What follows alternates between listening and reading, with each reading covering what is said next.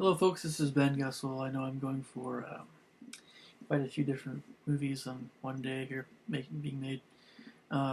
Just a few more, maybe tonight, maybe at least one more.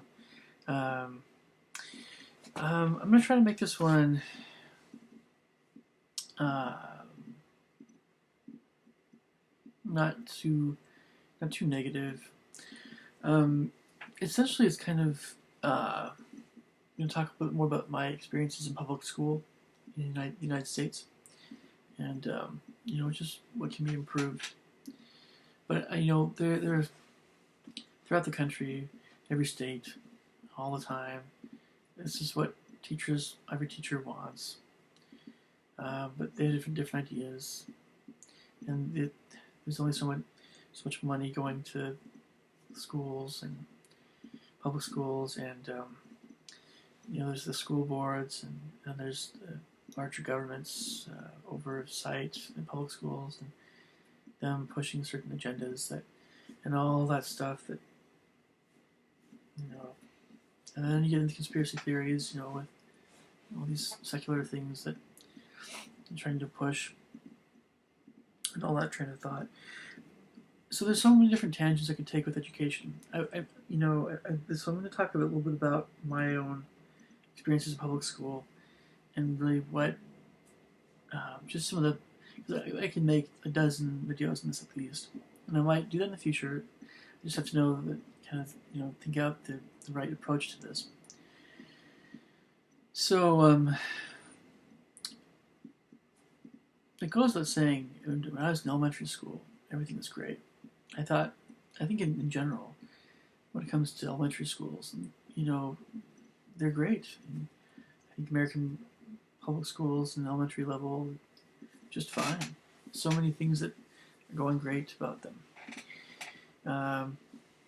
There's always that need for, at a certain point, to stress more math and tech, But really, the lion's share of what I'm talking about in some respects is what's going to happen when you get to junior high and high school. So, my dad has talked about this. A lot of folks talk about this. We have a shortage of STEM, science, technology, engineering, and math majors, or at least in the United States, or at least there's less people that seem to want to go that direction. A lot of people want to go into computers or wanting to just do video games, design video games instead of all the other things. I don't know, in computer science and electrical engineering, that sort of thing, amongst all the other things out there in that larger engineering field, technology, and science and math. So, I guess it's just, well, let's talk about the curriculum of public schools for just a bit. There's nothing really wrong with the elementary school curriculum, by the way. You can always have more emphasis on a little bit more music and art, maybe. You can always keep pushing, the basic arts, reading, writing, arithmetic.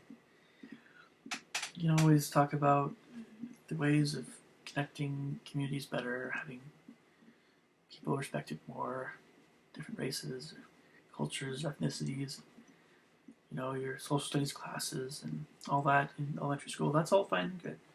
But really what we're talking about here is junior high and high school curriculum, improving it, because that's really where we're talking about all the stuff that you're going to want to learn and get better at before it's time to either get a job or go to college for additional training for a more brainy job or something. I don't know. So, I think personally that you don't really need to have a difference between recess and PE. I think everybody needs some physical outlet during the day. And if you want to call it a class, call it a class. If you want to make it just a recreational time, make it recreational time. But I understand the issue with having recess in junior high and high school in a sense. I get, well, we won't get into that too much, but basically I understand the issues in that area. So, I mean, but do you really need to have a PE class? But then you already have people that are PE teachers that go to college and study physical education. So it's kind of something that's, once you get these college programs, and all these, the structure of public schools being the way they are, um, boy, it's kind of like makes it harder. This is why, education, public education, um, in the United States, it's kind of like this train. It's like a locomotive. It's like you get all these things in place. You get all these cars, and it's going at a certain speed. And if somebody wants to make some big change, even if it's the government or something, or some stupid test, if it's just extreme enough, it can throw the whole. It's like the train tracks go up a different direction, and the train just keeps going right off the tracks, and train crashes, and all kinds of bad things happen, and that kind of thing. So it's. So I don't want that to happen. But I guess what I'm trying to say is, one of the obvious things that really needs to change is, well, in the United States we have, I think, too much emphasis on sports anyway. I think it's best to have something where you have a physical fitness evaluation every year, every other year in high school, and by the time someone graduates, they should at least be in okay shape, physical shape, and they should at least should be some kind of evaluative test regarding their knowledge of human health and nutrition and that sort of thing. It would be interesting to see physical education as a optional elective. I'm not sure that might negatively affect some of the job security of physical education teachers. So all these things are very controversial, I understand. But the question is, talking about these other things first, these areas of education that aren't quite as integral to really being ready for the working world. Namely, you can debate that music and the arts are part of this too, I suppose.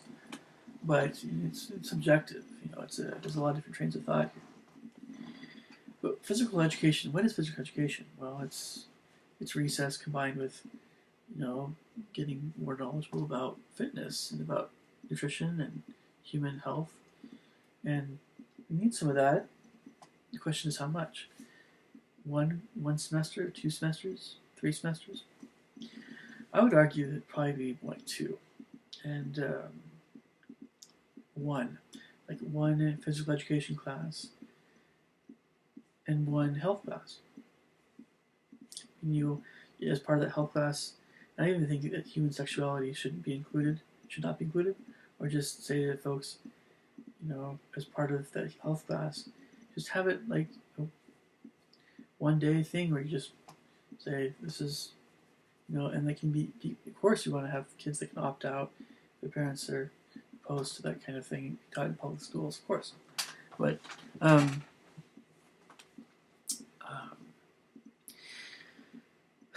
it's just when you're talking about what is needed to compete with Japan and South Korea and Europe, of course. And having public schools improve in their what they're doing. Gosh, physical education starts to look a little bit on some level, unless you're going to want to be a serious athlete. It's just more of a college level thing. Get into sports medicine or all the other things. It just it can't really hold its water. And so a lot of times you should have in schools we can still have sports programs, but you should be able to have a sports program that can substitute for maybe a physical education requirement, or again some kind of evaluation of sorts at the end of, by the time someone graduates from high school, they have a basic understanding of human health, and they've been taught things that will help them in their life, and hopefully they have a decent physical fitness level. And that's, yeah, so that's my first area of PE. PE is like, can be treated a little differently. Basically, that's what I'm trying to say. Now, music, I think, of course, being a musician myself, I would want more music, of course, but I think it's the arts in general. You want arts to be something that you want to probably require at least two to four. Well, I'd say 3 on average. 3 is a pretty good amount. 3 semesters of fine and performing arts. It's pretty reasonable. But one of them should be music, maybe, or like a music appreciation thing or something. We're just talking about general ed, kind of like high school level general ed stuff. And I'm talking about like the less important stuff first, and all the shop and classes and all the culinary arts. Yeah, maybe another additional semester. Combine that with the fine and performing arts, maybe. What kind of guys call it industrial arts, maybe. Okay, so getting to the core stuff now: math, English, science, social studies. You want to have, I think that's still at minimum competency of being able to at least pass Algebra 3-4 trigonometry, unless someone has, maybe mild Down syndrome or something where they just can't go to that level, or something like that. Everybody should be able to at least get a C grade. Everybody who has a normal level of functioning everyone should at least get a C grade or higher in Algebra 3-4 trigonometry. Some people would say, "Oh, make it just Algebra 1-2 C grade." But do we want, again, if we're going to compete with Japan, Europe, maybe graduating from high school should mean more. Maybe we should have the standard a bit higher. Maybe we should have people not get their high school diploma if they can't cut it. I don't know. I mean, high school, like Algebra 3-4 trig is not exactly basic stuff, but it could be just the number of science classes that are taught and that are expected to have. Maybe we don't need to have a higher math expectation. Maybe we just need to have more science and technology taught. You just don't. I guess you have shop and you have some things that start to resemble engineering a little bit, but you can have engineering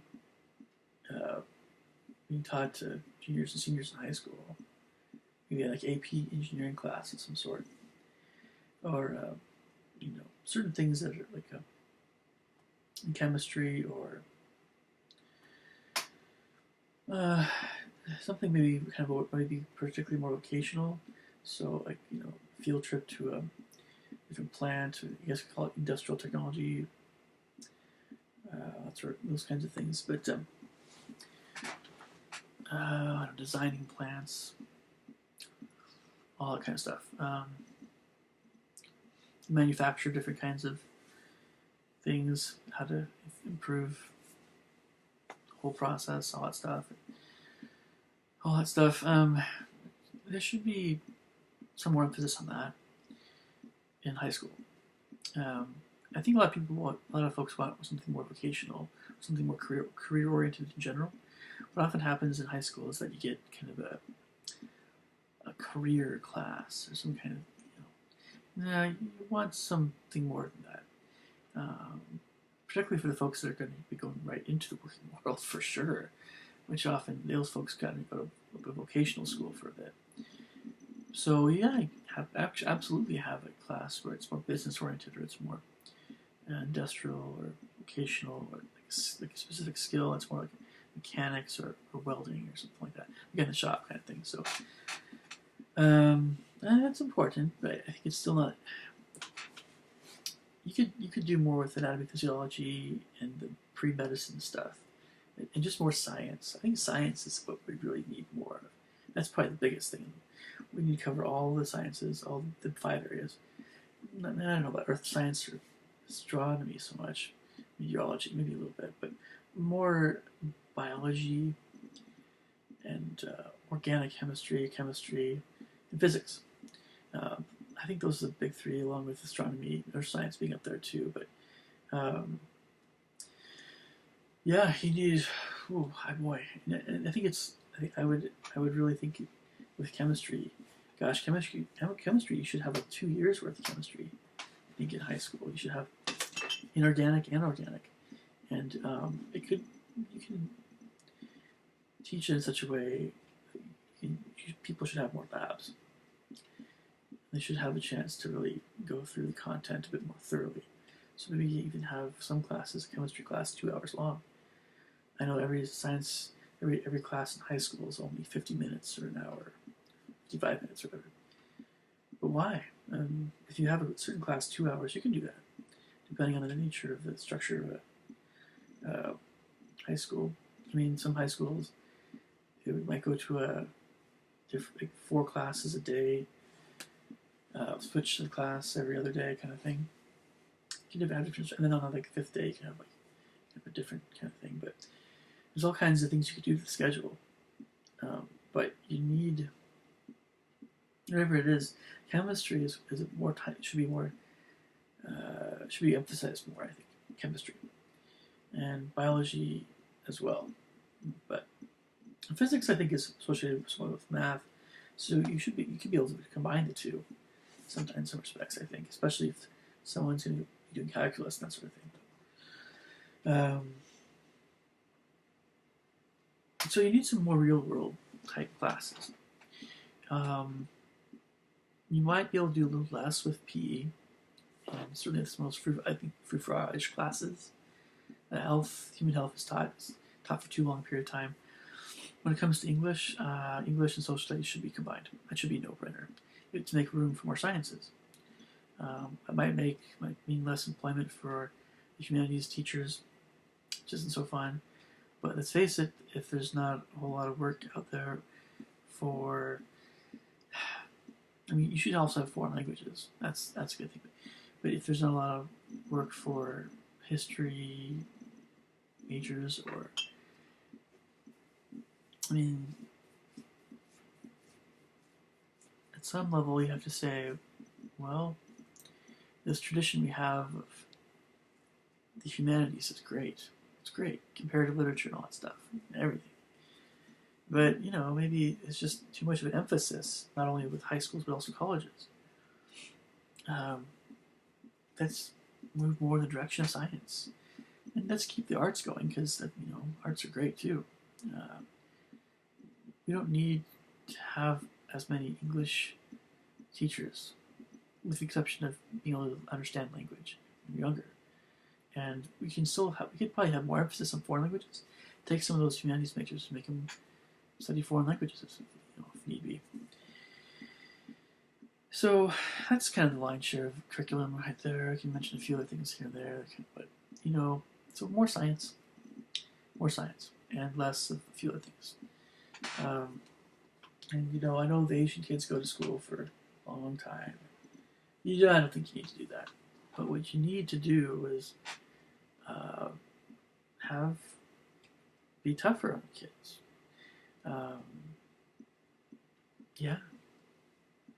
Be tougher on them. If you're tougher on them, I understand that improvement in education is a multifaceted thing. It really is. There's so many things that you can talk about, and really I should address those in other videos, and I probably will at some point. From PTAs to school budgets to demographics of a school district to religions and cultures and ethnicities. That's the demographics plus. And then also, I don't know, they may vary from school district to school district. And, I remember I did public music education a little bit. It didn't work out when I was doing student teaching, but there's the whole what qualifications are you really needing a good public school teacher, and the whole issues with families and parents in the United States in general, and how much is expected from teachers to do all this stuff. Try to make it all work, accommodate all the problem kids, and the smart kids and the quiet kids and everything. And by the way, I would never put one accusing. I would never point one accusing finger, ever. Never. I would never point an accusing finger at any teacher I've ever had for any experiences I've had in school. My teachers have always been, always, always, they've been one of the best things about public school. The teachers are what make the public school survive. And so, you know, we expect so much from our teachers. We expect them to be superhuman sometimes. They have to have superhuman levels of energy and charisma and being able to just manage a bunch of kids that are just hellions. Gosh, I mean, like the European and Asian teachers, that's really what I want to teach. Hopefully there's already a lot of discipline that's coming from particularly in Asia. The parents, I think, would be bigger on discipline. I've been told that maybe I should teach in Asia, or for that very reason. I don't have to do as much disciplining of my own as a teacher, so which is very nice. Gosh, I mean, teachers over there, they have a ruler, whack, whack, whack. I wouldn't want to whack, I wouldn't want to hit students. But in Asia, you can do that, and it's okay. And it works. Is it physical abuse? I don't know. There are some things, I think, that continue to not necessarily be fully... I know we'd say in the United States that would be bad. But, Asians might disagree with you. They might say sometimes good paddling is in store. This is what a kid needs to behave.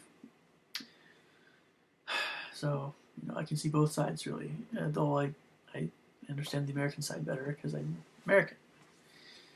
So... So getting back to my own experiences, and I'm going to probably save most of this for the video. But, there are issues with bullies. There are issues with the nutrition in a school lunch. School lunches are always not so great. Just kind of a tack on, something that is almost like if you can't bring a lunch, we'll help you out kind of thing. School lunches or public schools are often kind of a joke, really. With some exceptions, but so and public schools have every kind of kid going to them. So yeah, you're gonna have some bad apples, and it's just with teenagers are cruel to each other, as it is anyway. Gosh, a lot of times it's the same way it is for young adults and for the world in general. If you find a group of people that you really like a lot more, you stick with them, because there are a lot of just cruel people in general in the world that are just dog-eat-dog world. You just try not to be the one that's eaten, and it's just the nature of this world we live in that's fallen. We just are trying to do the best we can. But getting back to public schools, there's a lot of things that are wrong with them still, and you have psychological issues that teachers have to deal with. They don't get any help. I don't know why you can't just have certain schools for certain sorts of kids. It's best to have some kids that are very, very, very limited or troubled or have very severe psychological issues. Have them go to certain specific kinds of schools, rather than have to have the public school teacher, forced or compelled to deal with all these kids that, you can't sit straight. You can't sit still for more than a few seconds before they want to throw their desk across the room. Not because they're mad, because they're so fidgety, right? I'm with the public school teachers here. I am on their side. I want them to earn more money. They're underpaid, I think, but their job is horrendous. How can you expect a public school teacher sometimes to do anything else in addition to what he's doing? Well, there are teachers that are able to do things outside of their job sometimes, especially if they're only teaching a few periods at a time. They have more time for planning, that sort of thing. But basically, again, I am allied with public school teachers here, It's not their fault. They're trying to make the system work. What needs to happen is it actually has to come from families, from parents. It's parents themselves that have to deal with a lot of the issues that you see in public schools in America. And it isn't the teachers. It's not the teachers. It's the parents, but also there's a third arena, and it's the government. And this is, again, I don't want to get too much into conspiracy theories, but yes, it's true that I'm of the opinion now that there have been some agendas that have been pushed, very secular agendas, that you know they're not good, not good at all for anyone. But they're being pushed in schools, and you wonder why there are issues in the United States. This is one of the reasons. This is one of the causes. This is one of the results of some of the things that have been pushed, from government to schools. Okay, then you can get into the whole conspiracy thing here, but basically, when you start undermining the authority of mom and dad to raise their own kids the way that they think that they should be raised, when you start undermining that authority, and you start, it just causes chaos for kids, and kids, I know I'm talking now a little bit about the larger religion politics thing, but public schools in the United States, again, they involve people from all walks of life, and so you have to include some of that discussion in this subject. It overlaps. Everything covers everything. So in future videos on the subject, I'm going to get into more of my experiences, and as I think they can be explained better.